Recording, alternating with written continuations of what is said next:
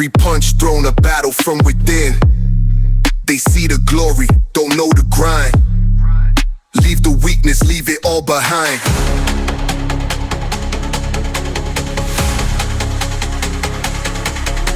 Let's go! Again! Harder! Some fighters ruled the ring with crushing power. Others overwhelmed opponents with speed. But Pernell Whitaker built his kingdom by making world-class fighters swing at nothing. He didn't just avoid punches, he embarrassed the men throwing them. Born in Norfolk, Virginia, Pernell Whitaker discovered boxing as a child. Inside the gym, trainers quickly recognized something different. He possessed sharp reflexes, perfect balance, and an almost supernatural understanding of distance. Before turning professional, Whitaker became one of America's finest amateur fighters. He won silver at the 1982 World Championships, gold at the 1983 Pan American Games, and Olympic gold at the 1984 Los Angeles Games. But Olympic glory was only the beginning. Whitaker entered the professional ranks in 1984 with a southpaw style that frustrated nearly everyone placed in front of him. His hands stayed low. His head moved constantly. He stood close enough to be hit, then disappeared before the punch arrived. Fans called him Sweet Pea, but there was nothing sweet about what he did to an opponent's confidence. Whitaker's first major title opportunity came against Jose Luis Ramirez in 1988. Pernell appeared to outbox the champion, but the judges awarded Ramirez a controversial split decision. It was officially Whitaker's first defeat. To many watching, it was his first robbery. Instead of allowing the decision to break him, Whitaker returned even sharper. In 1989, he defeated Greg Haugen to capture the IBF lightweight championship. Later that year, he faced Ramirez again. This time, Pernell left no room for debate. He controlled the rematch from beginning to end, winning a clear decision and unifying the lightweight division. He eventually became the undisputed lightweight champion, establishing himself as one of boxing's elite pound-for-pound fighters. Whitaker didn't dominate by running. He dominated from inches away.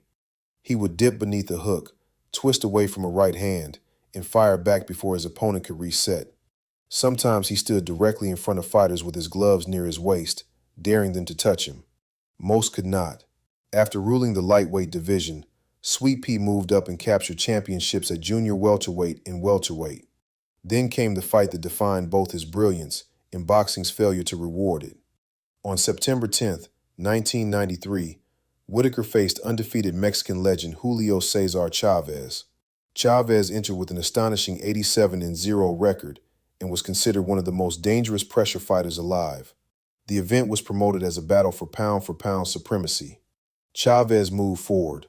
Whitaker made him miss. Pernell controlled the distance, landed clean combinations, and repeatedly turned Chavez's aggression against him. By the final bell, much of the boxing world believed Whitaker had clearly won, but the official result was a majority draw.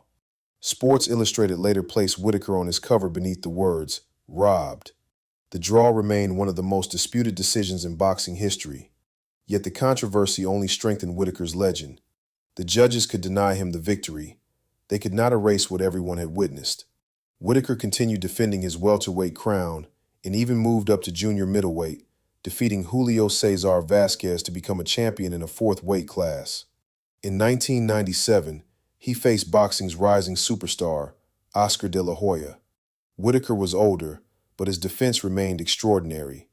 He frustrated De La Hoya, scored a knockdown, and made the younger champion struggle to land cleanly.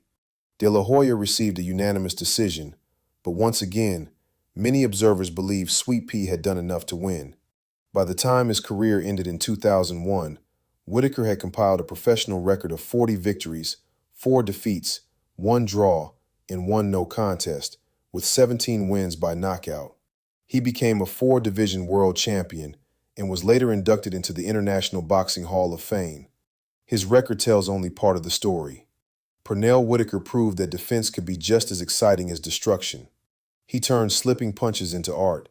He turned frustration into fear. And he showed that sometimes the most dangerous man in the ring isn't the one hitting the hardest. It's the one you cannot hit at all. Whitaker's life ended tragically in 2019, but his influence remains alive every time a fighter rolls beneath a punch, changes angles, or makes an opponent pay for missing. Every legend has a story, and every king leaves a legacy. This is Ring King Chronicles. Who should enter the ring next? Let me know in the comments. Subscribe for more. Champion forever.